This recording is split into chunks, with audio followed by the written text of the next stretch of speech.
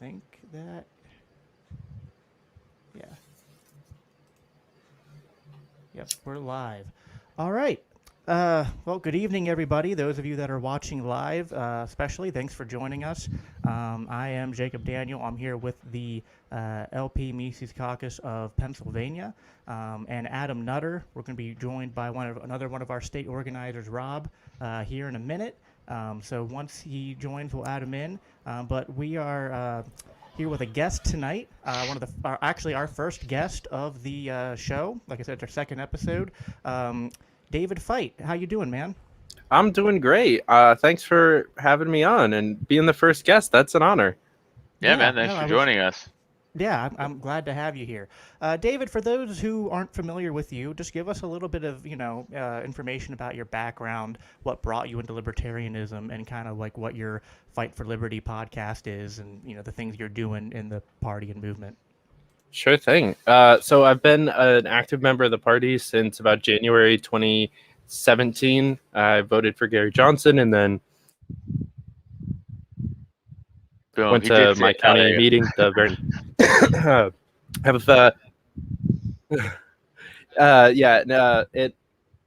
I've been pretty active since. I worked with Larry Sharp's campaign in 2018. I ran for office myself in 2019. And then 2020, I was Tulsi Gabbard's deputy volunteer coordinator. I also worked on about 12.5 campaigns with Young Americans for Liberty, and then a few other campaigns and some ballot initiatives there. And now we're working mostly on the podcast, like you mentioned, Fight for Liberty show.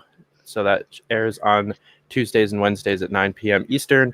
And we're just trying to highlight the people that are out there doing the work, fighting the fight, and actually making freedom tangible in our lifetimes.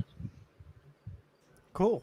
I'd like to get people a little bit of like your background as far as like what would you say as a libertarian like the most important issues are to you? Like if you were going to pick like the top 3 or 4 things that you're out there putting the most effort into as far as your messaging or work, and it can be local, national, whatever. But like, what are your priorities or the things that you're the most passionate about in terms of libertarian activism?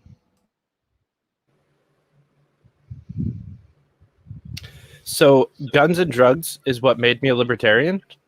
I have evolved my stances on both of those since I became a libertarian, because it used to be like weed should be legal and guns are cool. Now it's like legalize them all and recreational rocket launchers, and it's a little bit more extreme. But those are still 2 of my more important issues. But what I've been working on a lot lately is more direct action, and actually trying to return power to the hands of the people, like tangibly, and whether that's helping out with local nonprofits or nullification bills in different states, just really like the actual tangible wins that we can have for liberty, whatever that might be, just like something that I can actually go to sleep at night and say people are freer now because of this thing that I did. Yeah, sure. That's fair. If you write a book, dude, and you don't name it "Guns and Drugs is what made me a libertarian," I'm gonna be so upset with you. That's 100% the title of your book. "Guns and Drugs: It's what made me a libertarian." I don't know. I'm not a writer, but I think that would be good. I like it. Drugs caucus. Because we don't have enough of these caucuses flying around. You know what I mean? Right. Yeah, all those fake ones like the Mises caucus. Oh, we're starting out that way, huh? Wow. Well, that segues into my next question, which is, what are your thoughts on the Mises caucus? And also, like, what was your first introduction to them? And, like, be honest, like, what were your views about the caucus initially? Have they changed over time? And yeah, that's basically my question. Yeah, and it better be positive or I'll violently attack you. No, I'm kidding.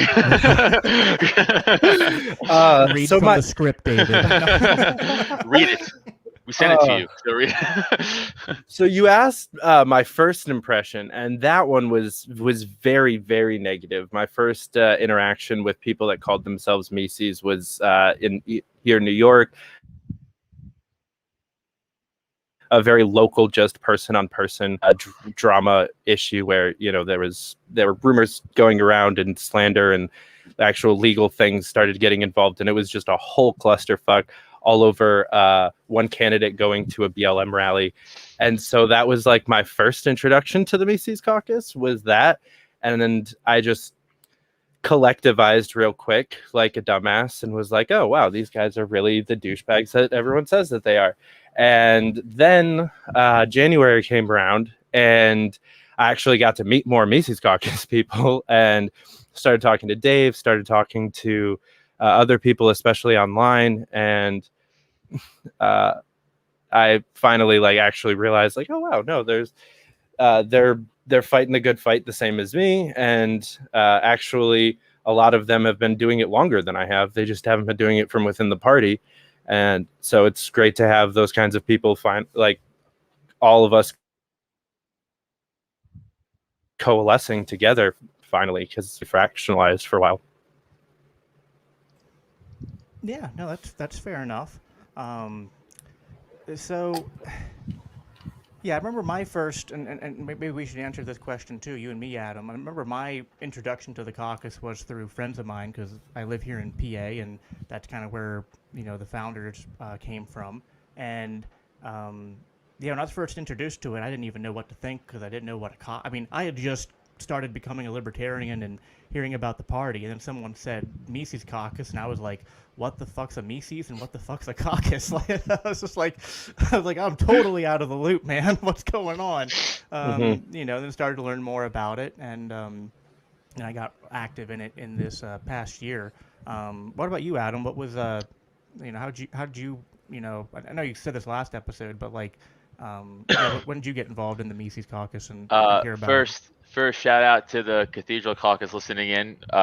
A good day to whoever's listening, whoever's behind the account. Also, blown kissy face back. I don't have the ability to do that via emoji, so mwah. and then no, I got into the Mises Caucus. No, it was Dave. It was Dave Smith. He's the first time I heard of him talking about it. And then I looked into it more myself because, I'm not a sheep no matter who I like. So you still always do your own research. But Dave was the one who tipped me off about it. And then I was like, oh, this is what I'm about. I'd be really intrigued to know how many people heard about the Mises Caucus before they heard about Ludwig von Mises. Yeah, that was definitely me. Yeah, right here. I had no idea. I mean, but when I joined the also in that camp. Yeah, when I first started joining the going to meetups and stuff, I didn't even have a good understanding of what libertarian was. I thought Ben Shapiro was a libertarian. So I mean, I'm more of the I was stupid. I did know, but I didn't ever put it together. I was reading obviously some of that shit, right? And I was like, oh, this is the same thing. I'm just dumb sometimes, and it took me a month or two to be like, oh, I've been reading this. Oh, this is the same. Oh, okay. Yeah, no, people, I'm sorry, I'm stupid sometimes. But yeah, that's how it progressed for me. Because I was into that stuff. I just didn't necessarily know all the, it's like when they start all the niche names for some things. I'm like, hey, man, I'm out. I don't know what you're saying. I don't know the isms and I'm out. You're losing me. But yeah, that's my answer. Yep. So the reason I wanted to have David on, even though David's not, native to PA, he's up there in New York land.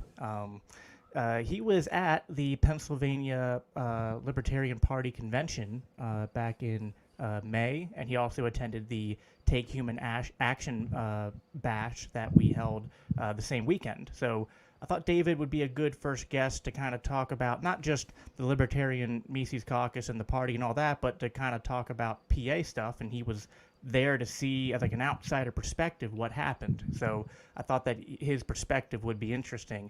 What was your thoughts on? Well, let's start with the bash first, the one that we threw with. And you were only there for the one night, but you got to see. God, who all spoke that night? It was Dave Smith. Before him was Scott Horton, and then there was a few other speakers before that. Yeah, but compared to those two, those guys don't matter. Yeah, Dave Smith, Scott Horton, and and some others. Right. That's right, because I was there Saturday night, and we all know, no one cares about Jeff anyway. Jeff Deist. It's all about me. No, I'm kidding. Jeff is awesome. That was my intro to meet Jeff, because someone was like, Jeff thought you were funny. I was like, nice. And I ran over to him. I was like, hey, I had to hear that was funny. But yeah, David, how was what was your impressions of the event? Like, everything, both like the speeches that were given, the people that were there that you met and talked with, the atmosphere, all that. What was your experience like?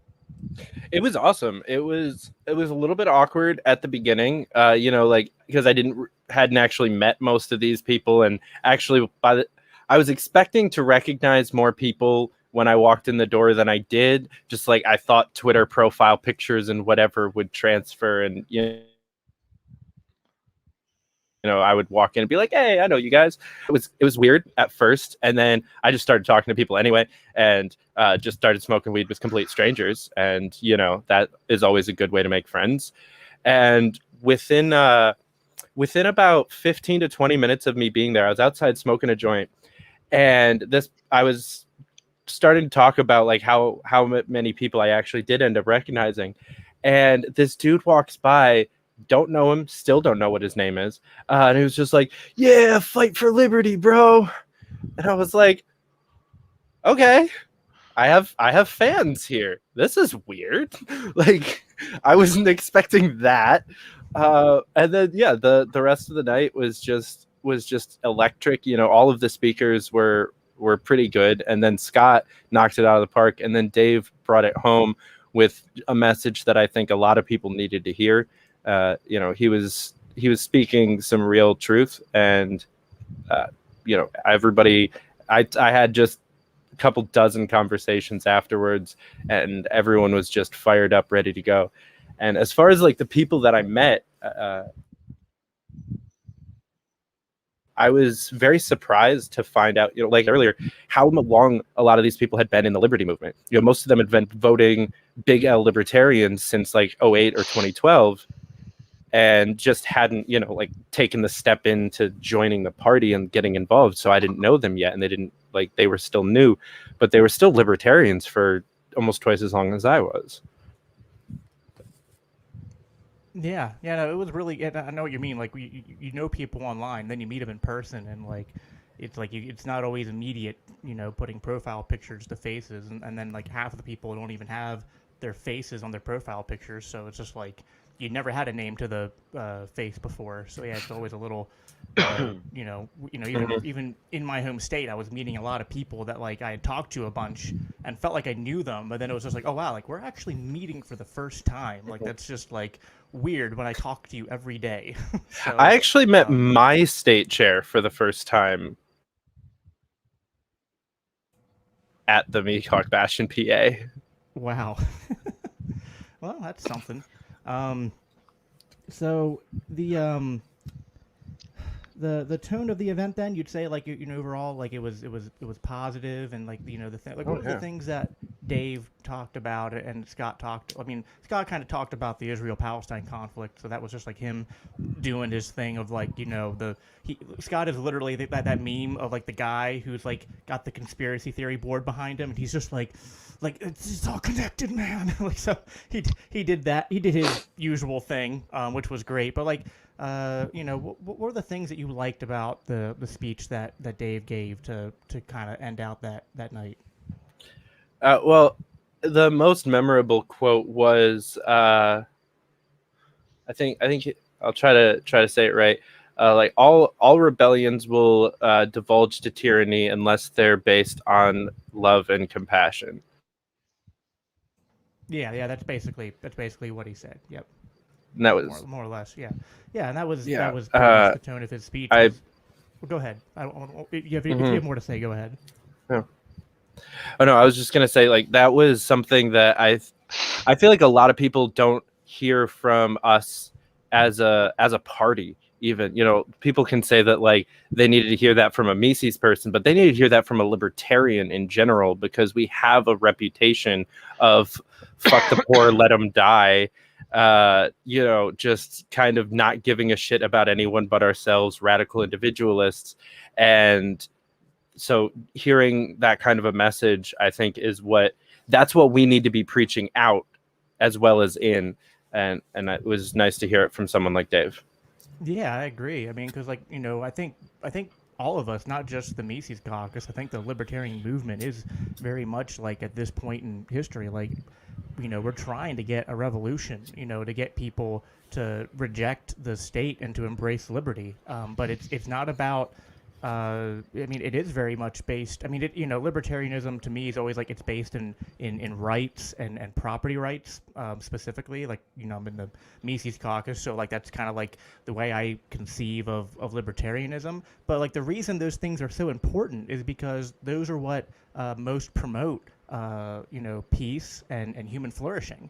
And Jeff Deist, you missed this, but that's what Deist basically talked about the next night. He was like, like Mises summed up liberalism, back when he was doing his first writings on the topic, as property rights. But he said it's the reason property rights are what he leads with first is because those are necessary for us to have peace, for us to have social cooperation, for us to have human flourishing. If those things are your goals and the outcomes, but what gets you there is the establishment of libertarian rights, and which are basically property rights at the end of the day, and based in self-ownership. So yeah, it's like all these things are definitely connected, and what drives us is not, I mean, there might be some people that are a little bit like, like they might care more about the state oppressing them.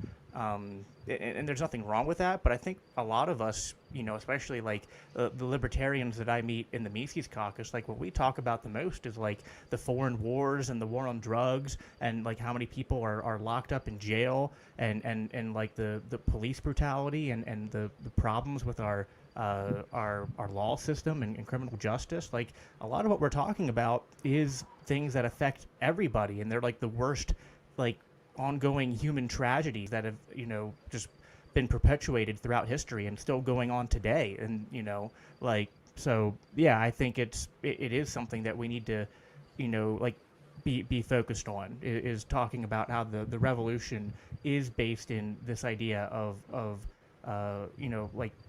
love and compassion and a deep compassion for our fellow human beings. Mm-hmm. What do you think, Adam? Hey man, here's my whole deep dive into libertarianism.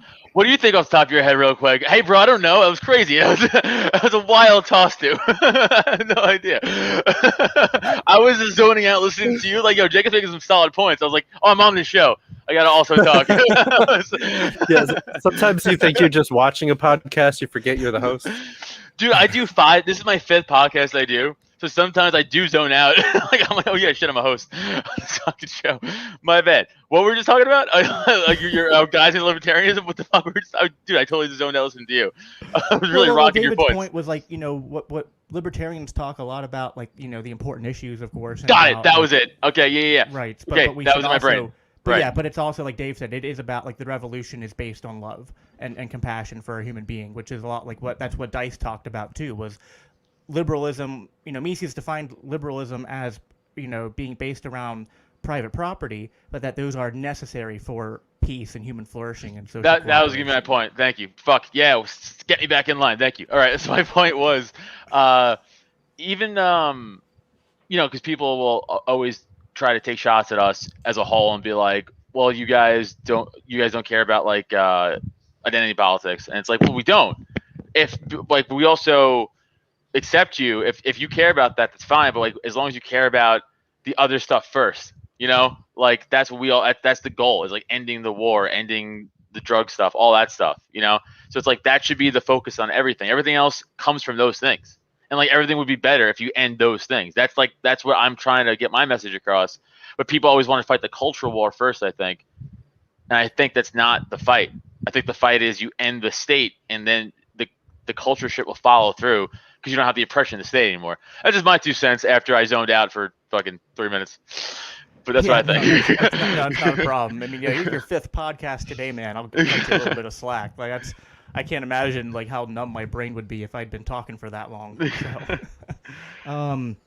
So, so that was the event, and then you were you there for the entire like Saturday business meeting, or did you? So you saw the that wonderful shit show, productive, great like if you were ever going to like pick something like someone's intro to the Liberty culture, that convention was like the opposite, like the furthest thing you'd want someone you were newly introducing to the party or the movement to see. Like that was a disaster of a day.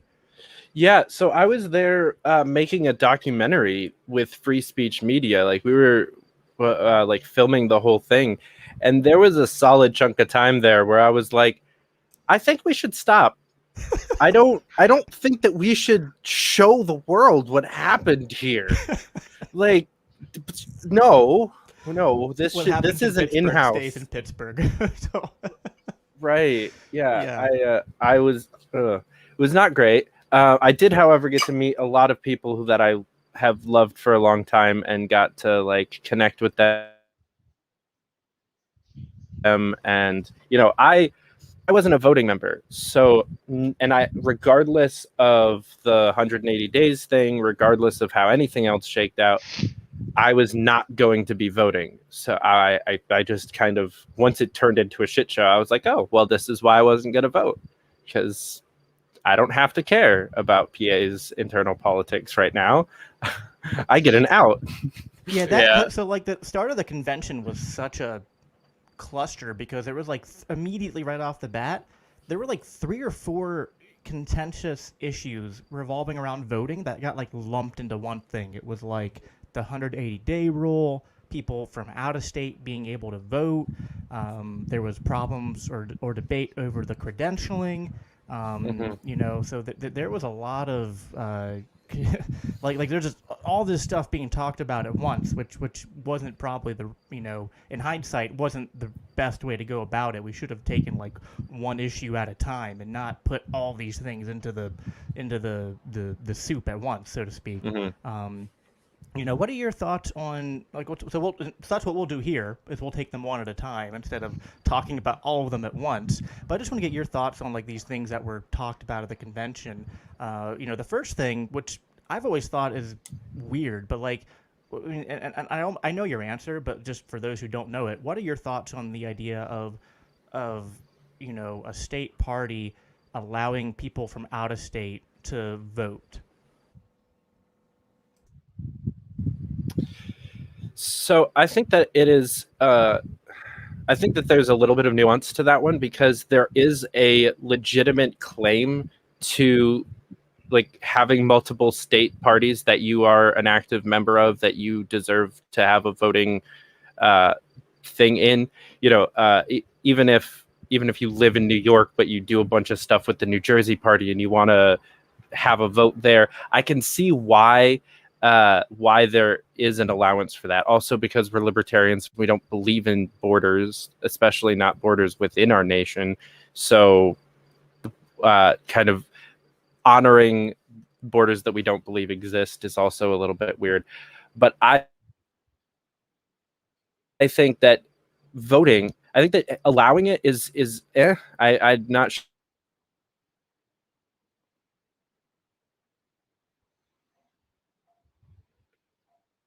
We're eventually going to lose him. It's just a matter of time.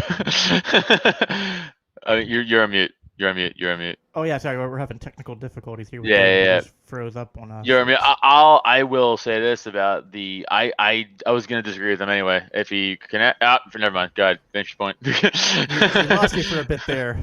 Yeah, spinning circles. Stick to the script, there. Man. I'm sorry.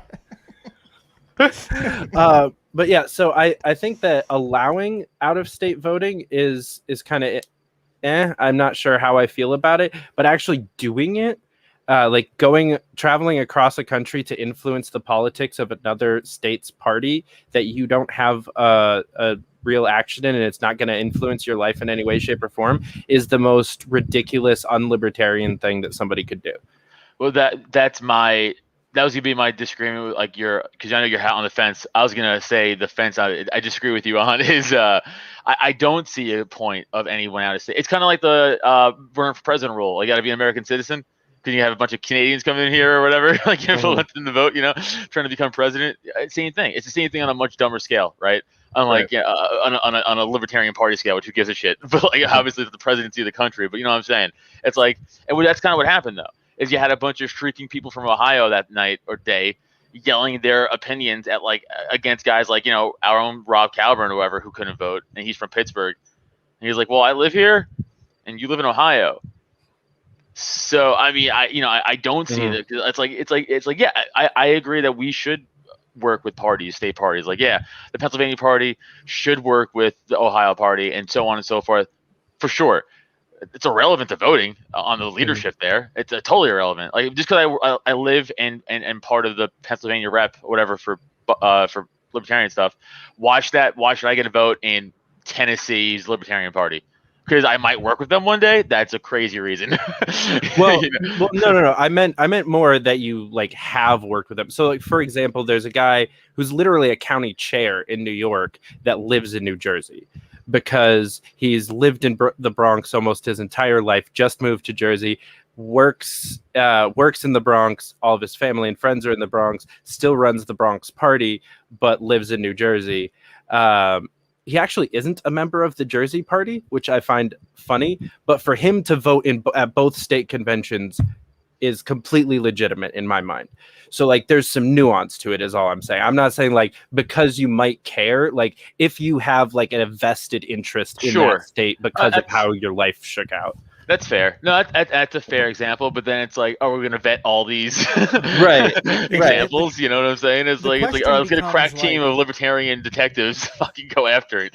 Right, and that's the problem. Is the question becomes yes, I can acknowledge that there are isolated cases where somebody could make a reasonable case for why they should they have a vested interest in what happens in two different states. They live on the border, they might live in one and work in the other.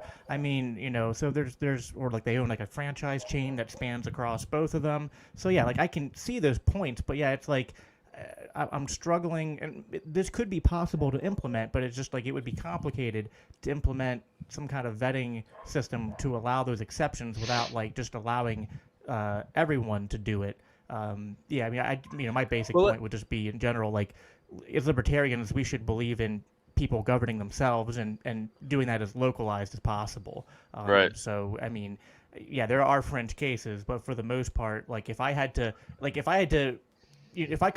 if I could see a system be designed that allowed for it, okay. But other than that, if I decide in this instance, allowing anybody from any state to vote or only allowing in people's state to vote, I would go with the latter, because I think it's the lesser of not that either's evil, but it's the lesser of two evils, so to speak. Yeah. Well, let's talk about what, in my mind, is the real issue of this, is that we as libertarians charge taxes to vote. In what other party in America do you have to pay to have the honor to vote? We do that at a state level, at a national level, and a lot of times at a county level. And there's only a few states that actually operate the way that the major parties do, where membership of a state party is based off of enrollment in the Libertarian Party, the way that it is for the other parties. We do that in New York, but there's only a few other states like that. The fact that I could have lived in PA, been voting Libertarian for 10 years, been enrolled Libertarian for 10 years, and still not been able to vote at that convention because I didn't pay my $20 in time, I think is a just ridiculous thing. Or, and not the time thing. I don't give a shit about the time. I'm saying the $20 is what I think is kind of ridiculous. Yeah, I can see that. And it's just weird that there's so many layers to it, I guess. It's you have to be registered with the LNC and the LPPA and have your voter registration changed and have paid your dues and done it for this many days. It's that's it's a lot of, and like, you know, now we are the party of personal responsibility. So like, if those are the requirements, like, yeah, like people should be knowledgeable of them. But it's like, I can totally see how somebody could have missed out on one of those things. You know what I mean? Like you get there and they're like, oh, I also had to do this. Crap, I didn't do that.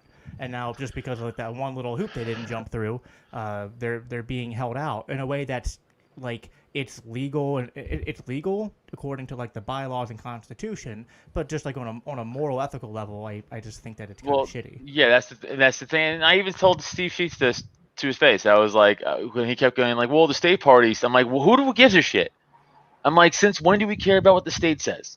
Because he kept going, well, you have to be registered with the state. I'm like, Steve, we're libertarian. Like, who? That's like our thing is fuck the state.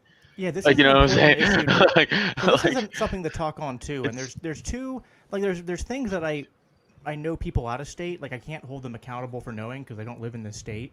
But like there's two things that are kind of like things that the PA state party has always done that they didn't do this year. That and there was never a conversation beforehand about we're doing it different this year. One of them was around the changing of the voter registration, like having to show that you were registered libertarian. It used to be that like you didn't have to do that. Like there wasn't a time that you had to have that done by. Now, granted, yes, our convention was late this year and it was during May, and that's what caused this whole thing. To give a little like explanation of it for those who don't know, people had changed their voter registration, but because there were like primaries going on in PA, the PA like state government wasn't processing those changes in voter registration until like later in May. So like you had to have your voter registration changed by May 2nd in order for it to show up in the state database. But the problem I had with that was like in past conventions I've gone to, that was never how it was done. Like it was just like people just showed their like a lot of people like, so literally my first convention in like 2018, I showed up to the table and was like, hey, this is my first convention, and like I don't even know like what do I have to do to be a voting member. And they literally right there, all like, with my smartphone in front of them, they were like, all right, go to the LNC website, pay your dues. Here, go to the LPPA website, pay your dues.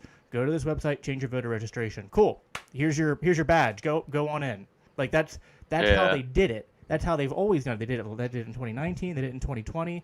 This year they changed it, and it's not so much that I'm saying it's unreasonable to do a change, but like if you do a change unilaterally from the position of like the credentialing committee or the whoever made that decision, the credentialing committee or the chair, but there was no conversation about it with like the board and the rest of the members, and no major announcements that were sent out, and nothing like the thing that I got the most upset about was like, if I was running a website for the party and I knew that these changes were happening, then like on the landing page where people go to register for the event, I would have had that information there. Like that's just, again, is it legal or permissible that the information wasn't there in a constitutional bylaw sense? Sure. Is it a reasonable, like ethical, like thing, like to do that? Not really. Like you should be giving people as much opportunity to have that information ahead of time. Jacob, if that's what you're going to require them to do. Can you pull up that comment by the Cathedral Caucus for me? So they said to that, Adam, I guess they were addressing when I said the whole state party to Steve Sheets thing, I believe. So they said to that, Adam, there was one person there who was still eligible to vote on Tuesday in the Republican primary. They were listed online as a current GOP committee person, still there. I guess I mean that still there that morning. Why should they get to participate in our primary, quote unquote, but we cannot participate in theirs? Okay. Listen, I don't know who's writing this account. I'll just say the Cathedral guys, CC, whatever. One, you can take it off the screen. Just one person isn't going to influence literally an entire vote. Like it's just not. There's 120 new members didn't get the vote also. So like, and there was only one guy that we could confirm that was yeah. Rob just said it. Okay, that is true. But the one person out of the 120 other new members that didn't get to vote. Right, exactly. So we silenced 119 people for one dude who, even if he did vote in the GOP primary, who gives a fuck? Like I mean that. Oh, I'm sorry. Whoever it was. My point is, who gives? It's irrelevant. Like it's silly. And you guys would have a great point if it was like 47 people were GOP. It's like, yeah, no, I get it. But what do we do? I mean, this is semantics, like semantics. We're just doing like, oh, we got the loophole on you. That one. It's like, okay, but we already admitted that. That's not what we're talking about. We're talking about we know the moral and ethical part that guy was in play there. We're not, yeah, you got us on a technicality. We understand. We're not arguing that. That's not the argument, you know? Well, and so Rob here, he's one of our co-hosts. He hasn't been able to make it yet, but he was Rob. one of the people that was held out of the ability to vote. He lives in Pittsburgh, and he helped set up that convention.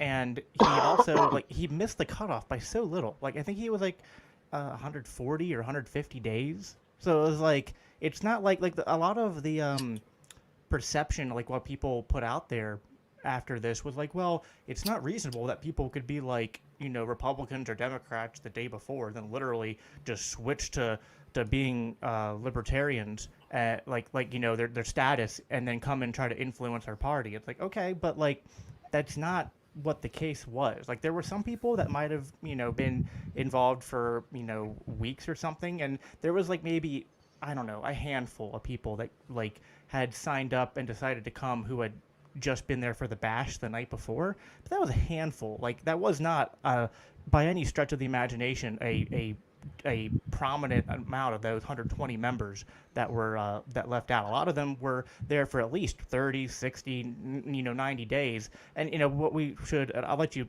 I sorry, want to chime in, Adam, but my brain like a lot goes. of COVID plays a lot into this, because like a lot of people, like we were locked down for a year, so a lot of people they weren't like a lot of people were thinking about joining the party or joining their local county party and getting involved, but people were locked down for months, and then we're finally opening, we're barely opened up now, like it's just barely happened. So it's like it just seemed very uncharitable the way that all this was done. Go ahead, Adam. No, I was gonna say I also wanted to address a giant myth about like people accuse us of taking buses from out of state and putting them in. That was just buses back and forth to the hotel from all of us. Like it was just all Pennsylvania people. Because a lot of us a lot of our members were in Philly, and then a lot of us are in like the Harrisburg area.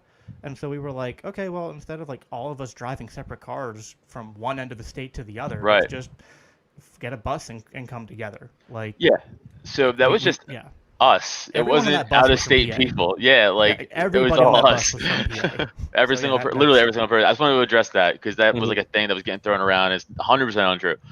Yeah, I mean, what are your thoughts on that? that, I tried to David? get on the bus and they told me I couldn't because I wasn't from PA. We actually kicked you in the chest like Leonidas. We're like, get out of here. Get out of here, Phil. Property rights. I'm actually from New York. Where are you from in New York? Syracuse area. Oh, that doesn't upstate. New York. I'm from Staten Island, dude. I'm from real New York. That's also not New York. That's New Jersey. I was just gonna say. I was just gonna say, but I was just gonna say that. But I was like, it's still more New York than Syracuse. So here's something else I want to get David's take on, and this was like a lot of us were in the Mises Caucus. Like I'll be totally upfront and honest about this. A lot of us did come to this convention a little bit already in like a defensive posture because we were not happy with a lot of stuff that the state party had done leading up to this. And I don't want to like put everything out there, but here's one example that I think really highlights like a pattern. This is like one example that is among many that were like a pattern of things that were happening over the past year with the state party. Both in the bags that you got at the credentialing table and sent out in the mail like a month or two before the convention, the LPPA put out these little, hold on 1 second. Rob is finally here. I'm going to bring him in. Hey, Rob, how you doing, man? Hey, sorry about that, guys. I'm trying to be quiet a little bit. My daughter's sleeping right next to me. Just waiting for her to go to sleep there. Fine. I just wanted to get you in here, so I thought you'd pop in. Both in the credentialing bags and in the sent out in the mail months before were these little like advertisements, these little like they were like maybe like this big or something, that said like it was, and it said like LPPA.org on it, and like LPPA logoing and stuff like that, and it was like, this is the winning team, and it had Jen Moore, it had Adam Reinhart, William Sloan, I forget the names of the other people running for different chair positions, but it was put out there and there was nothing on this that, like, it looked like official literature from the LPPA. Like, it looked like the LPPA saying, here's who you should vote for the next chair positions, which would be like if the, like, like your government came and said, here's the people you're supposed to vote for. Like I think that should be obvious. Like, that's not something a state party, or a government should ever, like, that would be ethical for them to do. Looks like we lost Rob. But now the explanation that was given later was that, like, oh, these were advertisements that were just sent out. I was like, okay, but, like, it should say that. There should be something on here that says this is an advertisement paid for by Jen Moore for chair, or paid for by Adam Reinhart for chair, or some kind of caucus, or like, because the Mises caucus, to be fair, we had online. I don't know if we printed them out. I don't think so, but we did have online, like, something that said, obviously, like, Mises caucus, and, like, here are our endorsed candidates for chair. Or for officer positions, which, like, so that's totally reasonable. The Cathedral Caucus had that thing too. And by the way, shout out to the Cathedral Caucus. You helped get one of my favorite people who is part of the caucus, Grant Meckley, into the Judicial Committee with your endorsement. So, libertarian unity. Also, I'm doing stand up at his private show for him. Yes. He won that raffle. Yeah, that'll be nowhere sometime near my later this house. So summer. that's super cool. I have to go to the next. So yeah, and I see the Cathedral Caucus commented about paying. Yeah. Listen, I'm not saying that, like, I understand your point. My point is, if you're going to put an advertisement out there, it needs to be obviously an advertisement. It needs to say who paid for it. It needs to be clear that this is not, like, these are not candidates that the LPPA itself are endorsing. So yeah, like, and Rob, now that you're in, what are your comments on that, or any of the stuff that we've been talking about? Sure. Well, let's talk about them. Let me hit them one by one. Which one did you guys do first? So we did the 180-day Out of rule. state. We did the Out of state, then. credentialing. Yeah. Well, we're on a 180-day. I'll stay on that for right now. So here's my feelings about it. This seasoning requirement in general. I think seasoning requirements are important. I think there's a reason for them. I also think 180 days is just, ridiculous. The season, Carolyn and Harlow did a great, review of this after the convention on her podcast. It was fantastic. I recommend everybody go and watch that. Mm-hmm. But she made the point, you want to have, a bit of time where people have to commit to this thing before you're going to have them come in and electing things like the chair and the executive committee of who's going to have real influence in the party. So I think the seasoning requirement is important. And she also made a great point that, you don't want to have this out like we have where you can vote it out. But you have it in, but it needs to be a reasonable amount of time. I think 30, but maybe 45 or even as much as 60 days is good. But 180 days is 6 months. And now you're talking about half of a year of people who may have been joining the party, Mm-hmm. who just are not able.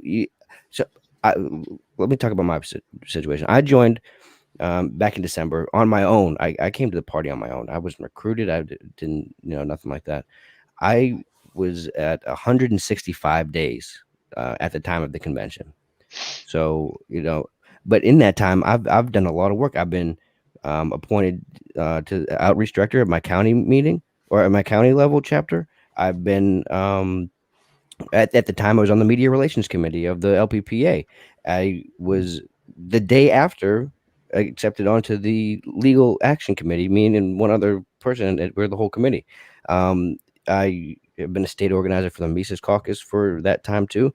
I've been traveling around everywhere, and the people that we brought were people I recruited with the other guys that are here with me. These are libertarians, and that was my real big issue is, we put in a ton of work, and I came back to the Libertarian Party because of the Mises Caucus. I go to the Mises Institute. I'm an Austrian minded type, and I enjoyed what they were doing. I thought it was good libertarian politics, and it brought me back and a whole bunch of other people back to the party. Not new Republican members, but bringing real libertarians back to the party. And it was very it didn't feel like we were accepted at that party, especially people who I've been working with for months. people who have accepted my time and money and other things, which is why I think the 180-day rule is a bit, excessive. If we're gonna have it, let's have it. And I think there's a good reason to have a seasoning requirement. But let's make it reasonable. Let's make it 30 days, 45 days, maybe 60 days, but I even think that may be pushing it. But um, I think it was just what happened was a result of bad bylaws. Too long requirement, the ability to waive it, and I think that is all of these things made a perfect storm about and that's what led to what happened. So I think that's what the 180-day situation Yeah, there. yeah, and I mean, and a lot of us showed up with like this just this tension, and then like there was problems with the credentialing, things running late, um, the um, the advertisements I talked about. It's like a lot, a lot of us came in with this perception that like we were trying to be kept out, and so that's why things kind of got a little bit heated, from the get go, because it was just like. And even from the get-go, it was like, hey, look at how many people we have here. Look how much the party has grown. And like, I'm not saying it's 100% Mises Caucus that's done that, but they've been a major contributor to that growth. So it's like, thanks for being here. Thanks for all the people you've brought. Thanks for all the money you've raised and membership dues. But now, we're gonna, kind of exclude you. And the, and Rob, did you have any comments on the advertisements or anything like that? Like, and I'll highlight this comment here from the Cathedral Caucus quick, which is like, yes, Mark was offered that opportunity, but that was after the fact.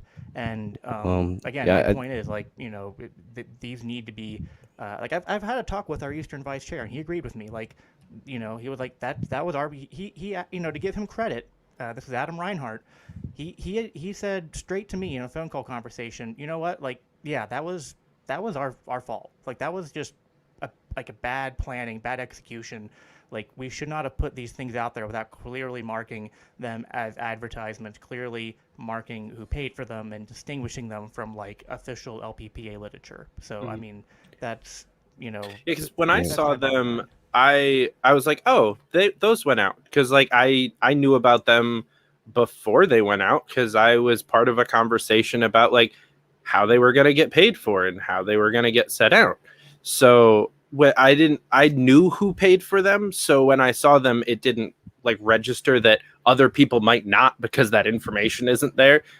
So I was just like, oh yeah, these are cool. Like, we're actually like behaving like a party does, and like sending out mailers and like engaging with membership and like doing things. That's neat. Uh, but yeah, just say paid for by Pragmatist Caucus or whatever, and then Right. we're good. Yeah, and Yeah, it I was think like that's they were I think mailed that's a good out. solution.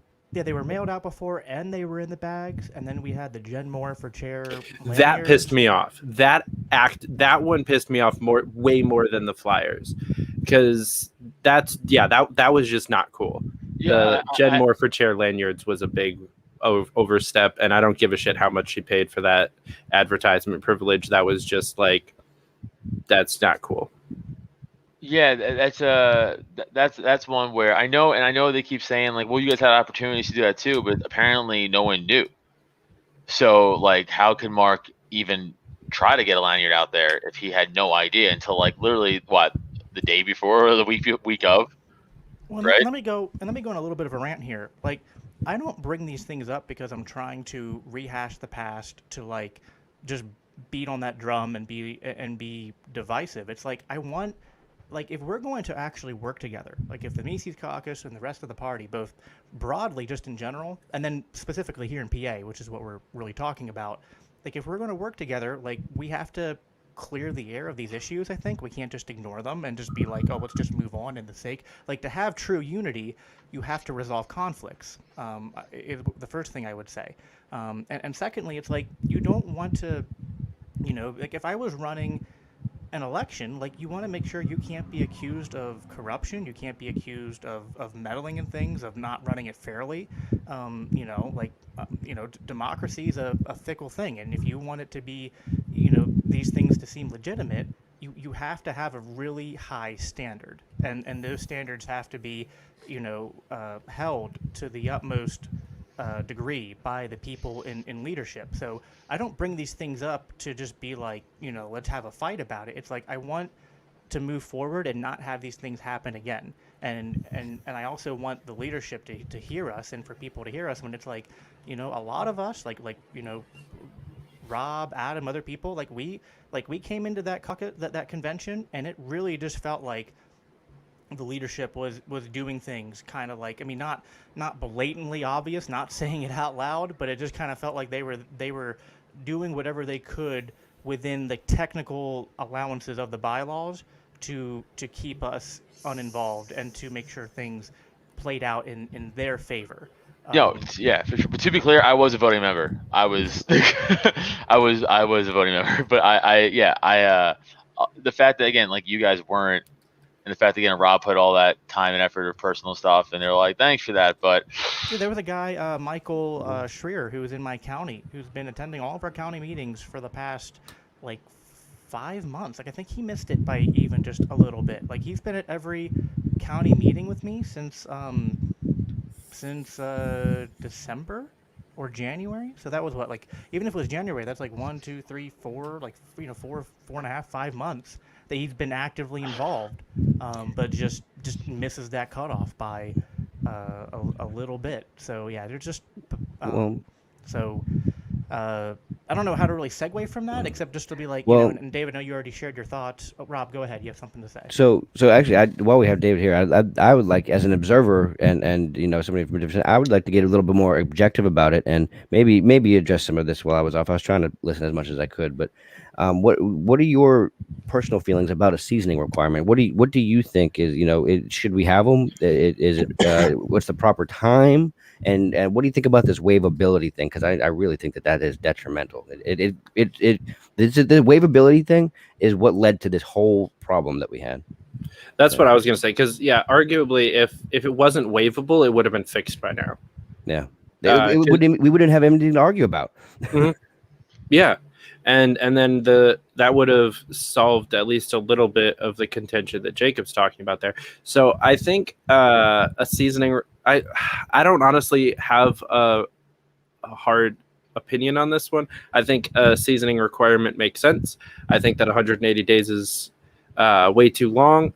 I think that people care too much about it in general.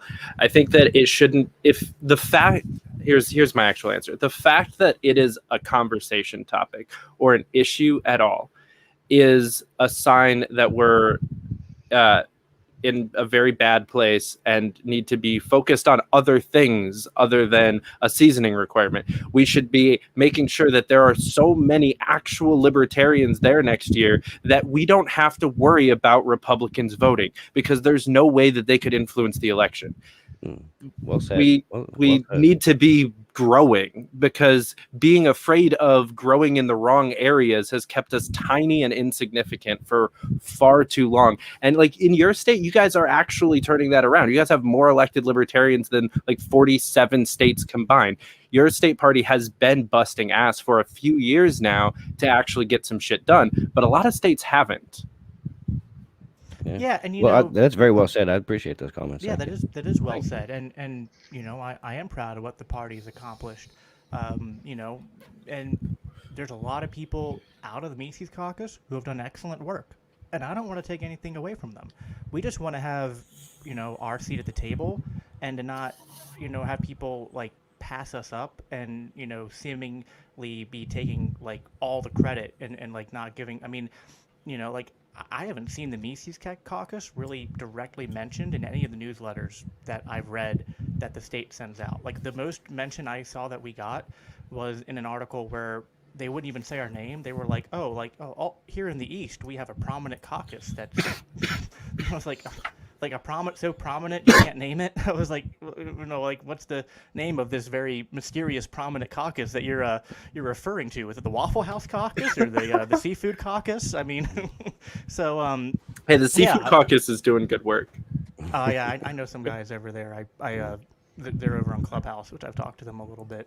But yeah, my point is just we're not saying we deserve all the credit, but like just like Yeah. if you're gonna have a newsletter and celebrate, like they did this newsletter celebrating everything they've done over the past like year, 2 years, and it's just like I was scouring, just like okay, like is there any reference to the Mises Caucus and like anything we've done? And like I mean, someone correct me if I'm wrong, but like there really just wasn't, and it's like like so like it's a pattern of these things that like can you understand, David, like from an outsider perspective, how a lot of us came to that convention just kind of feeling really disrespected and feeling like we were trying to be kept out, like do you think that can you understand like where those feelings came from? Yeah, so from an outsider perspective, I feel like everyone would have been entirely valid showing up to that convention in a contentious spirit, because you're 100% right with everything that you just said, and there is an added optics issue of it kind of it being like official state party versus Mises Caucus is what the war kind of looks like, and so that makes it extra gross. But the fact that the Mises Caucus, the way that they came in, the way that they were messaging, even your first speaker Friday night was like most of their message was, all right, we're gonna show up tomorrow and we're gonna vote and we're gonna do some shit. We're gonna stop these people that haven't done shit, that don't do anything, that don't know what they're doing, that are this, that are that. Very like degradation towards the party that got you 50 something elected libertarians, and that it needed a takeover with a bunch of new people. So there was contention coming from both sides, and it was pretty heavy. You make a good point there, and I think there's something that we in the caucus don't really think about is this: we came in hard and fast, man. From the beginning, like the other caucuses didn't rise as this one did, and I think there's a question among those who have been here for a while. What are we here about? What are we really doing? Who are we? Why are we so furiously gaining this type of support that we are? And one thing is, I think that our economic views are something that has been not in the Libertarian Party for a while, and that's something that concerns a lot of people. It would seem that. Yeah, and that's a good segue to the next question that I wanted to ask, because a lot of there's two things here that are causing contentions. There's history and there's things that happened, and I'm not going to get into those because like a lot of stuff that has happened in the past I haven't been witness of. So like there's no point in having a conversation where me having secondhand knowledge gives David thirdhand knowledge and asks like let's discuss things that no one here, like I think Adam might be the only one that might have witnessed some of the things in the past, but I don't want to get into that stuff. So there's contentious behaviors and divisiveness that's partly driven by that. But I think also some of what drives it is that the Mises Caucus comes in and we are very loud and clear about like we think the party, both like our state party, the party in general, the movement, needs to have a specific strategy and focus. And that strategy and focus, I think, is different than what some people, especially who are more have been in the party a lot longer and who are in established positions. It's a little bit or a lot of bit different, and just depending on who we're talking about, than what's been done. So I mean, so there's like a lot of questions I want to ask. David, first, like, what do you think the LP should be about? Like, what should its priorities be? Is it about, and like I know I've heard you answer stuff in the past, but I don't want to just assume your answers. Like, is it primarily about just winning elections and getting libertarians elected? Is it primarily about the messaging? Is it and the outreach, and or is it primarily about like education? I mean, what do you think the primary goals of the Libertarian Party and then the state parties should be, and like what their strategies should be?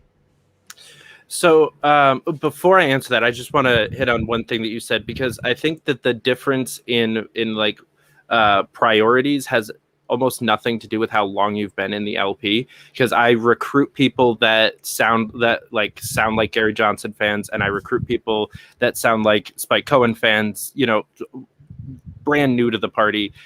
So I think that it's really just a difference of person, and there's a lot of people that have been there for a long time that are super radical, and so I don't think time in the party really has anything to do with this difference of opinion. But to answer your question, I think that the primary job of the Libertarian Party is to win elections. It's a political party. It needs dozens and dozens and dozens of other organizations coming alongside of it, pushing messaging and education and outreach. That's how the other parties do it. That's what we're lacking. And we spend too much time fighting over the keys to the one organization that isn't really doing anything at all, instead of just going out and having like a bunch of different things. There's hundreds of PACs underneath the Democratic Party that focus on little issues, and the Mises Caucus doing what it's doing in my opinion is solving that problem. Take Human Action is a PAC that is out here supporting candidates, that is doing stuff. The Mises Caucus is a part of the party that's out here, messaging and recruiting and doing things. You guys are promoting people like Scott Horton and Shane Hazel and Dave Smith and doing amazing shit alongside the actual party structure that's main job is to exist and like for ballot access, like to have that platform that it is, and then to use it to elect libertarians. Yeah, I'd like to. There's been something that's been flying around a bit on social media lately, and I'd like to just bring it up now. And it's a quote by David Nolan, the founder, and I think it's where the Mises Caucus derives a lot of its view from, and it seems to be this very quote. What Nolan's talking about is the divide of where things have gone, and it reads, when we started out, our goal was to spread the word. It was sort of evangelical, to spread the word of liberty out to the world at large. Now we're down to the level of people. Well, no, I'm not going to read that part. But the most recent people are absorbed with minutia and are concerned with budgets. They're afraid to say anything that might scare people, that might keep people from voting for us. So it became a very timid organization in the past 6 or 8 years, and that was in 2008. And that right. I don't think that's too far off. I think that the very principle of the Pragmatic Caucus is to not rub people the wrong way, and to make it easy for people to transition from another party into the Libertarian Party. But that's that timidness that Nolan's talking about in that quote. So, go ahead. Yeah, sorry. Sure. Sorry. I just want to, because that's a misunderstanding and misrepresentation of the Pragmatist Caucus that I fully understand. So, but it is a misunderstanding. There's nothing about the Pragmatist Caucus that is moderate or calm or timid or anything like that. The Pragmatist Caucus just ran Team Supreme / Radical Caucus member for an election. They won by 83% of the vote, and we helped them do that. Like that's what we're about. We're about winning with whatever messaging the candidate wants. Like we do not give a shit which caucus you're in or where you fall on the minarchist to anarchist scale. It's just about, can you actually win the election? Do you have the preparation and the winnability?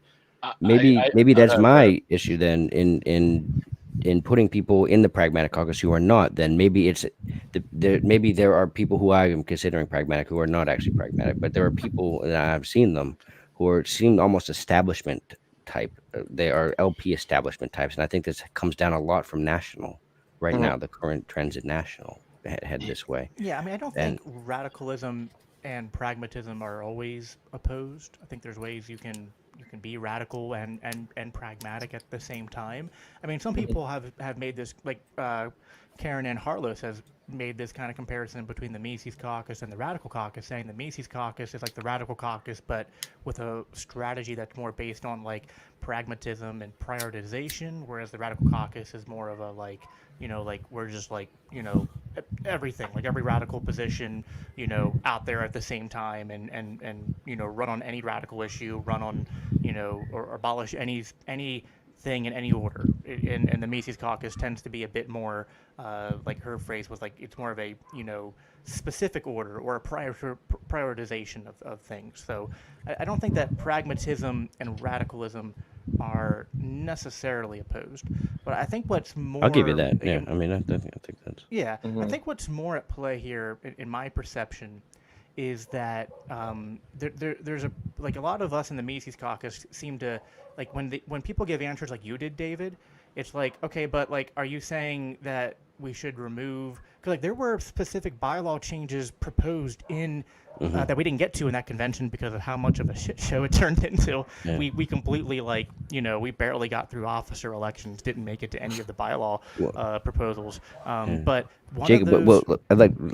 you mind if I stop you right there, just because I would like to comment on that very specifically, that bylaw. Okay. So this is this divergence point where I think that I'm talking about is the old.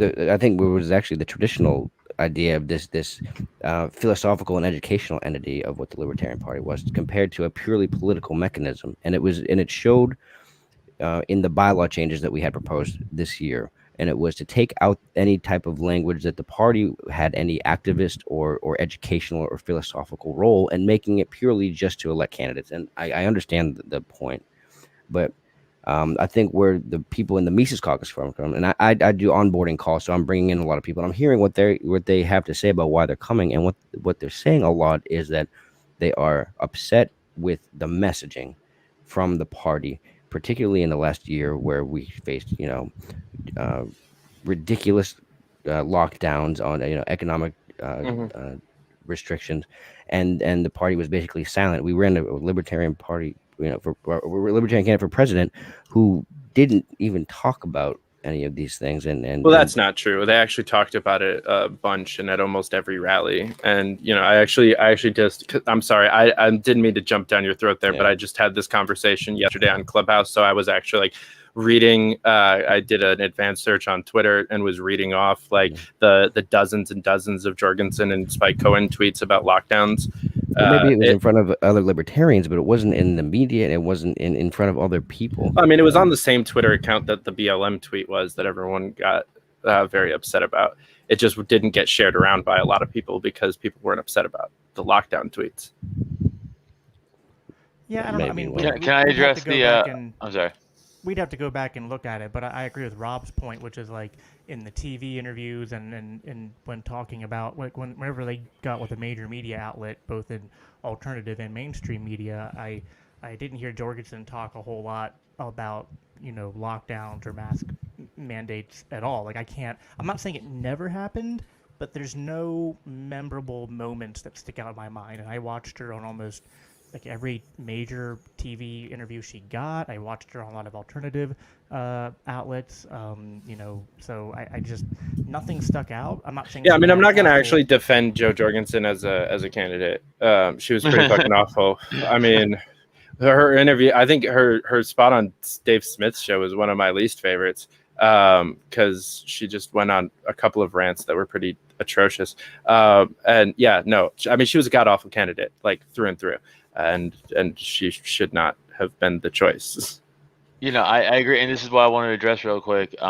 Before what's more important, electing libertarians the message, and I say, okay, well, how do you elect people? Through what? A message, right? Well, so it's like, my point is before I lose it because my brain's damaged from too much football and MMA. So my point is like. I understand electing people is important. Of course it's important. Of course that's the goal. But if our message sucks, people aren't, when they go to the polls, they're not going to be like, oh, this libertarian, yeah, because I've been listening to nothing anyone said because the message isn't getting across. That's why we're like, yeah, pro Dave Smith, because Dave at least gets the message across to millions and millions and millions of people by Rogan, LOS, his own podcast, whatever. So I think the message is equally as important as electing. Yes, I guess I don't know. Equally. That's a good point. Yes, I don't think it's more or less because they go hand in hand. You need a great message to elect a good libertarian. If you have a shit message, it doesn't matter how good that guy is. No one's gonna fucking vote. Inspire people to vote for that. Yeah, right. So I think hand in hand is my point, and I'm tapping out. And I'm not trying to strawman you, David, to say this is what you would want or what you meant by your answer, that winning elections is the most important. But like, I think you would agree with me though. Like, the winning elections is important, but you wouldn't want to win elections by becoming the Republican Party or becoming not at all. the Democrat Party, or by becoming something that just doesn't look like libertarianism anymore. So it's like, yeah, I get that, there's this tension between like messaging in elections, and people want to be good on messaging, but they don't want to scare people off. I think is the main thing, and they want to appeal to the people who are both like the non-voting populists who are the moderates, and then people who might be a little disenfranchised with one of the other duopoly parties.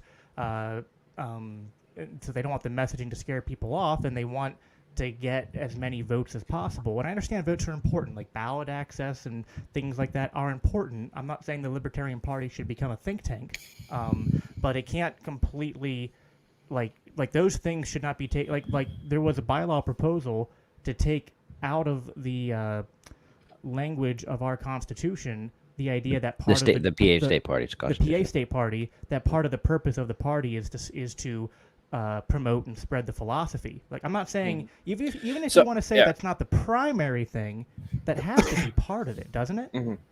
So yeah, first of all, I don't agree. I don't know necessarily like all the bylaws that you're referring to, but I don't agree with the idea of changing them to fit what I'm saying. I think that's just cosmetic and stupid. I think that bylaws should have a little bit of flavor text in there, and that's about spreading liberty and making freedom tangible in our lifetimes. Like that should also be in there for sure. So the first thing that I'll say is that I don't want my answer to get mixed up between the levels of the party, because I personally think that the national party should, their purpose is to assist the state parties and then run a presidential campaign every 4 years. And that one, I think, because we're clearly not in a position to win, that one it's a platform to promote liberty because obviously we're not going to win president in we're never going to win it in 2020. 2024 probably not. 28 maybe, if we play our cards right. But the purpose of the Libertarian Party, to me, it's the unfortunate part where the liberty movement connects with the government. And it should be utilized almost as little as possible. That's why I think that it should just be to elect candidates, because there's a whole bunch of other organizational structures that we can use to message liberty and to market that and to educate people and to do all the other things. I think that those things are more important than winning elections. I just don't think it's the job of the party necessarily. I think the party is, it's like I said, it's an unfortunate part of the movement where we have to connect with the government and file the specific forms that are ridiculous and follow a bunch of rules and have bylaws and conventions and all of this bullshit that just takes time away from us actually doing the spreading the liberty. Well, David, let me ask you this, because you bring up some really great points there. Could it be that maybe it's our shortcomings on both of our caucus sides of not working together and doing these things together, that maybe you're correct, that aren't the state party's job?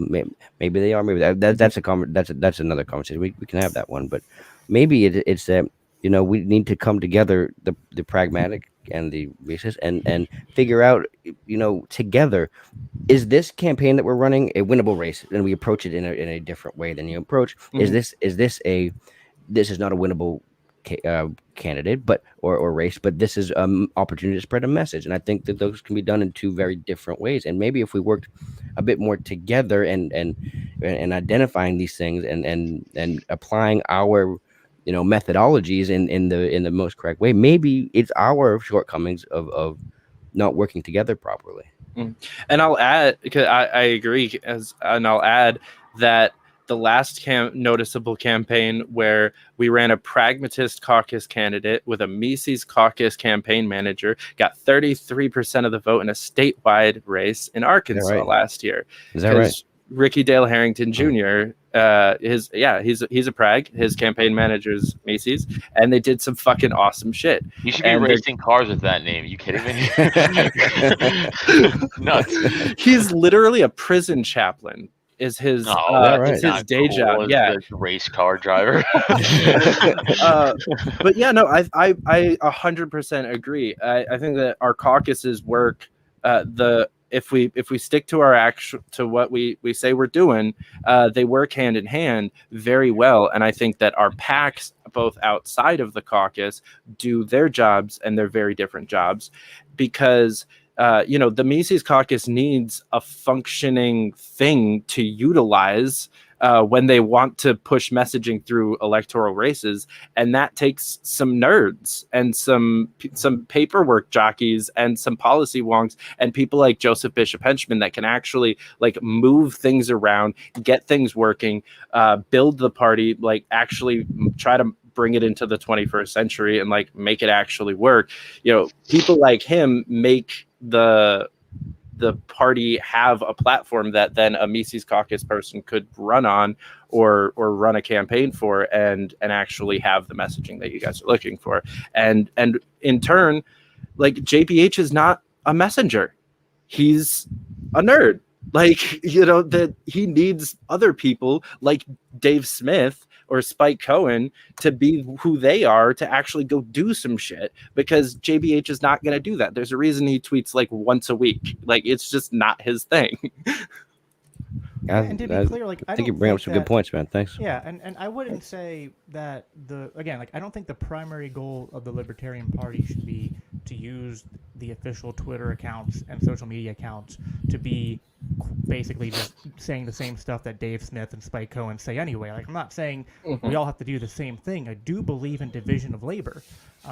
But I do think that some people have been critical, rightfully critical in my opinion, of the messaging of like the National Party and a lot of the state parties, because a lot of times it's like, but they do put out messaging. Like, they could be silent. They could just say, things not messaging. But they do choose to put out a message, and the message they put out, it just don't look like libertarianism. It looks like they're kind of a lot of times like kissing ass to either the establishment or certain parts of the culture, or just like or just being like incredibly tone deaf to like talk about things that are like, okay, like, maybe while we're all being locked in our homes for 9, 10, 11, 12 months and and all the stuff's going on, maybe we should be talking about like, things, at least sometimes talking about things that are relevant, and not talking about things that are just like, much lower hanging fruit in my opinion. Well, and then you get a situation where the Mises response to things like this is going to be way overboard the other way. We see a post that plays to identity politics or something like that, and then we go so far overboard the other way that it just completely throws everything off balance in the other direction. And then we're all in this social media sphere of evil and terribleness, where everything just exacerbates and blows out of proportion. But I've always believed that we are complementary pieces of one unit, and we should be working together. And I think if we can identify this difference between really there's a different way that you run a race that you're planning or actually thinking that you can win, and a race that is purely a messaging platform. There's different ways that you do that, and we need to do both of them. Yep. And I think we need to work together. And hey, this is one we can win. All right, I'm taking this one. You're taking, or something like, not quite that simplistic, but. This is a good segue to like the last topic I wanted to have for the night, which is like a really easy softball one. What do you think of the dichotomy of takeover versus unity? Again, real easy question. Ooh. 30 seconds. No. I mean, because you're the unity guy. Like, you're one of. I mean, you read. You guys push the hashtag. Libertarian unity. And one of the things that people have been the most critical about the Mises Caucus is the takeover rhetoric. So so this is, I think, and this kind of fits into what we were talking about. Like, ideally, I agree with Rob. Like, division of labor. I think that these different factions and caucuses just are an expression of that idea of division of labor, that they can serve different important services that are needed for the liberty movement to be successful. So that's, and to, before you answer, I think I should at least give like what my interpretation of what the takeover messaging always was and is when it is still used. And it's not that I'm tone deaf to why some people hear it and get a little like, oh, what do you like? That's, like upset by it, because it is strong language. But to me, it's just like the Mises Caucus being blunt, saying like, well, like we would prefer, and we think that we have the best candidates for the job. We think that the people we're pushing to, at state and national to fill these different positions of leadership are going to do the best job. I think some people interpret takeover as like takeover and then kick everybody out, which it's never been about. It's never been about takeover and then the Libertarian Party just becomes the Mises Caucus and everybody's expunged from the party and movement. Like that's never been a thing. It's always just been about, winning those leadership elections. So with that explanation given, go ahead and give your response to that. Well, I would like to interject for just 1 second. Is that when you name something a takeover, which I'm not particularly upset with that language at all. But when you do something like a takeover, and that's your tagline going into a convention, and then they apply the 180-day rule, which is made to prevent hostile takeovers, it may not be so shouldn't be so surprised. But Right. Yeah, I also have like a childlike brain, so when I hear takeover, I'm like Hulk smash, and if I hear like non-takeover, I'm like Hulk Tom. sorry about that. Go ahead, David. Yeah. So yeah, the Liberty Unity thing was it was Reed posted something on January 1st of like it was a Unity ad that Spike and Joe did, and he was like, can this be the energy of the party going forward? And there was a conversation underneath it. I started the hashtag because I'm a big fan of bottom Unity, but it sounds like a sex thing, and like I was trying to get Justin Amash to use the hashtag, and I felt like I could get him to use Liberty Unity before I could get him to use bottom Unity. So now I get why Cathedral Caucus wrote bottom Unity winky face. I'm like, I don't get the joke. Now I get the joke. Okay, that's actually pretty funny. I'm like, it kind of sounds like a gay thing or a sex thing. Yeah. Right. I mean, so yeah, bottom Unity is just like of the 4-quadrant map of like authoritarian right left and then libertarian right left is just like the unity of the two bottom pieces. So I was very critical of the takeover rhetoric from the start. I thought that it was like extremely tone deaf and dismissive of the work that a bunch of people had been putting in. And like I mentioned a little bit earlier about PA specifically, you guys are doing some really, really great shit. And there was a specific messaging that I heard from multiple people that was like, these guys haven't done anything in ever and, are nothing. And they're just sitting on their hands, and we need to come over and take this over. So I was very critical of that mindset because it was there was no way that wasn't going to be divisive. There was no way that wasn't going to be contentious. There was no way that went well from the get-go. Like it was an intentionally negative thing. And I know that like maybe the leadership meant it to be what you said, Jacob, but there's a lot of people online that said other things, and there's a couple of screenshots from a couple of people who are in leadership, and namely your chair candidate, that said that they were going to make it inhospitable for specific people. They were going to kick them out. They're just going to make it inhospitable for people. There's a lot of evidence to be sharing around, and a lot of good reason to have that misunderstanding that it was going to be a hostile takeover where you guys came in and then like shot everybody out, and I believed that for a little bit until I got to meet a little bit more of you. But the presence from the trolls online did not help you guys at all in that one, and it made it very negative. And there was a bunch of people who just like arguing and saying stupid things and have never even come to an LP meeting in their entire fucking lives, but speak on behalf of your caucus because they put it in their bio and made it a very contentious thing really, really quick. Yeah, that's definitely a fair point, which is like, we didn't mean the takeover language to be used that way, but like any random idiot on Twitter can see Mises Caucus plus takeover and then just take that and like they take it to mean what they want it to mean, and so they go and they play edgelord and troll on Twitter and yeah, that can be, certainly I think that's what made the rhetoric become divisive, is not so much how it was being used mostly by the people who made that up. Because like Dave Smith was one of the ones like that I first remember really using that, and he was always clear about like this is a takeover, but like he would also compare it to like this is like reinforcements coming in. This is like we're coming in to help. We're not coming in to like it is a confident, blunt statement, which like you can disagree with. That's fine, but like it was language that was used because of the belief that the party, and it's not to say that like people haven't been working hard. It's just that the party hasn't. We obviously like look around, like we still have like major state tyranny, and the Libertarian Party, which I'm trying to say this without just quoting Dave Smith, which is proving to be difficult, but like the party that has like that espouses the name of libertarian, which is like the most important, the most ethical, the most true like political philosophy ever made. And a lot of like the establishment, a lot of mainstream, like most people, like if they know of the party, they think of it as a bit of a joke. So the Mises Caucus is coming in with the takeover rhetoric, but it wasn't ever to be like, we're kicking everybody out. It's just like, okay, like we think we haven't found success this way, like the way that it's been going, and we're coming in because we think we need a radical change that will bring success.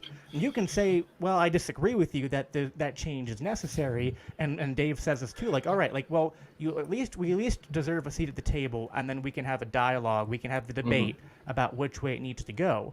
But no matter which way it goes, whether we win or lose, we don't purge people out. And that is, I think, bore out by the states where they are predominantly, like whether it's like like a board that's full Mises Caucus or majority, we work together with people. And even in states where we don't have majority control, we work with people who are willing to work with us.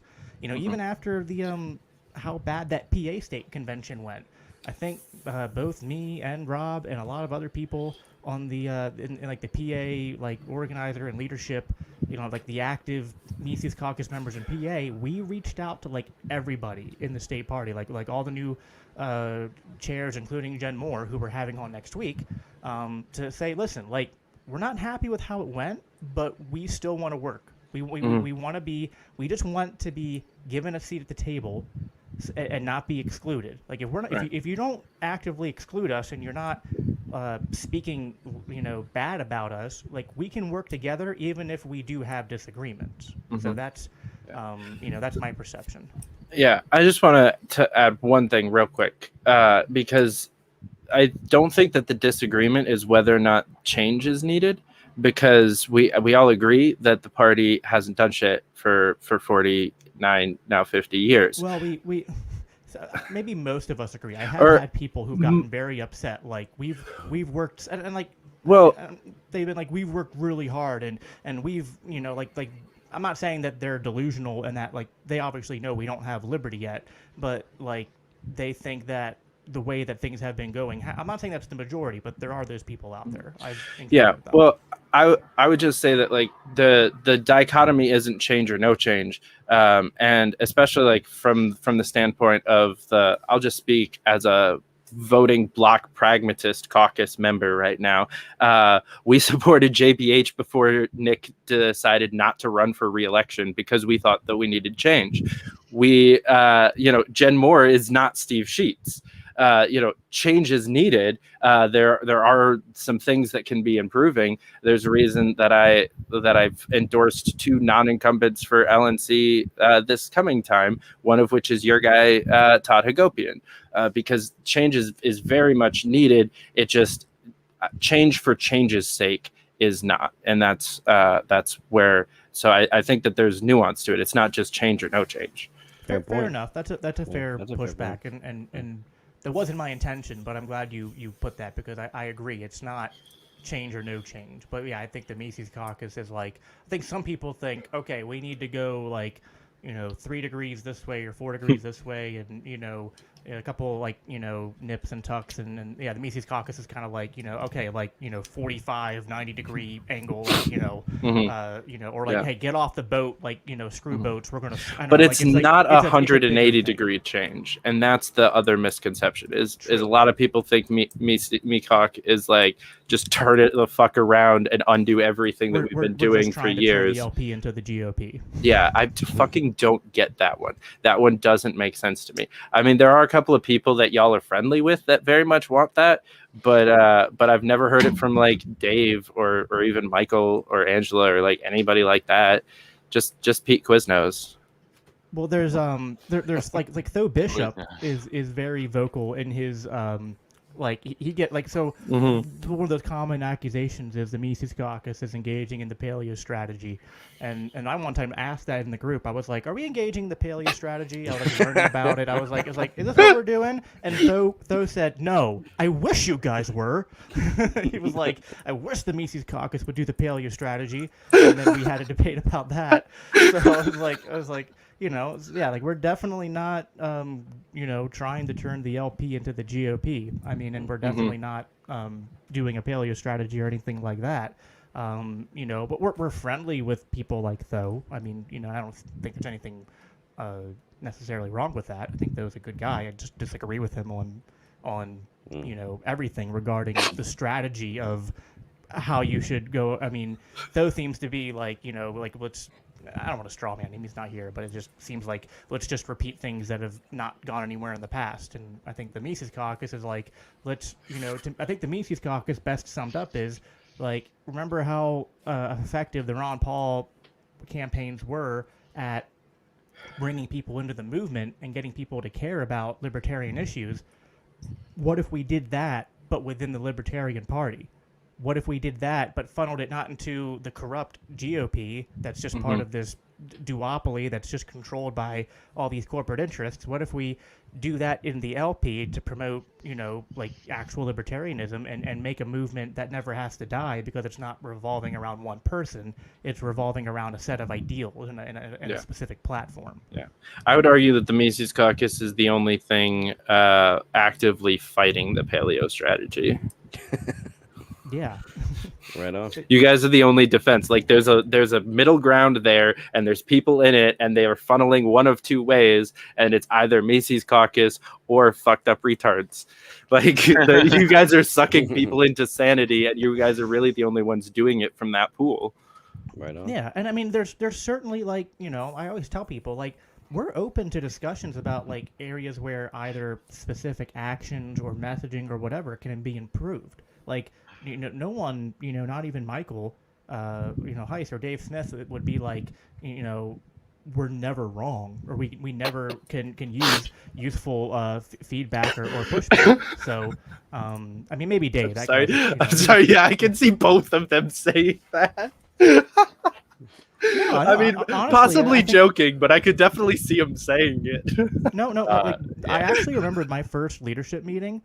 Mike was getting like frustrated because like he kept on like asking people. He's like, "Here's my idea," and people were just like, "Yeah, okay." And he was like, "No, but like seriously, like let's talk about this. Like, you know, don't just say okay because I said it. Like, give me pushback, give me feedback. Like, come on, like you can't just be like, oh, whatever Michael says goes. Like you know, we need to. Like, is this a good use of our time and resources? And you know, I think Mike appreciates and likes that. Dave Smith has reached out to me privately and talked to me about the times where I've given him pushback and been like, yeah, dude, like, you know, even if I disagree with you, like, you know, I give you props and kudos and appreciate that you're willing to speak out and disagree in good faith. I think a lot of it is, you know, is about doing it in good faith. And there's like, hey, I'm your friend. I like what you're doing, and let's talk about where I think we can do it better. Versus there's people that come and just kind of like, you know, start off from a position of hostility and bad faith, and when someone comes at you and says you're a Nazi, and then backtracks to let's have a reasonable conversation, it's kind of hard to do that. Mm-hmm. Well, guys, we're over 90 minutes now. I gotta go. To wrap up. Yeah. So but yeah, so yeah, thanks Dave for coming on and talking this stuff out. Yeah, thank you. I appreciate it. You had some really good comments. Yeah, My man, that pleasure. was super Thanks, awesome. guys. We appreciate it, man. Thank you. If you want to plug your stuff real quick, like where can we find you and your podcast and. All right, yeah. So it's at Fight for Liberty on Twitter, YouTube, Instagram, and Facebook, and then or you can follow my personal Twitter. It's at David Fite. I'm gonna be using that one a little bit less going forward and the fight for liberty a little bit more. Just trying to do more work because Twitter is a time suck and I hate it. Twitter's but yeah. amazing. How dare you? But also I'll plug if anybody watching is trying to get involved in the movement, we're trying to build an activist database. And a candidate database. They're both forms are on the same website. So if you go to Campaigns for Liberty, it's the number 4. There's 2 different forms that you can fill out on there to be added into databases so that we can assist you guys correctly. It's kind of a side project from a bunch of different people that are just finally pulling the trigger on it and trying to get this going. So go fill that out. All right, Nice. guys. So thanks a lot for being here, Dave. People watching, make sure you follow him. Make sure you give us a like and a subscribe, Facebook or YouTube. And that's it. Go out, take human action, folks. Have a good night. Later. See you guys.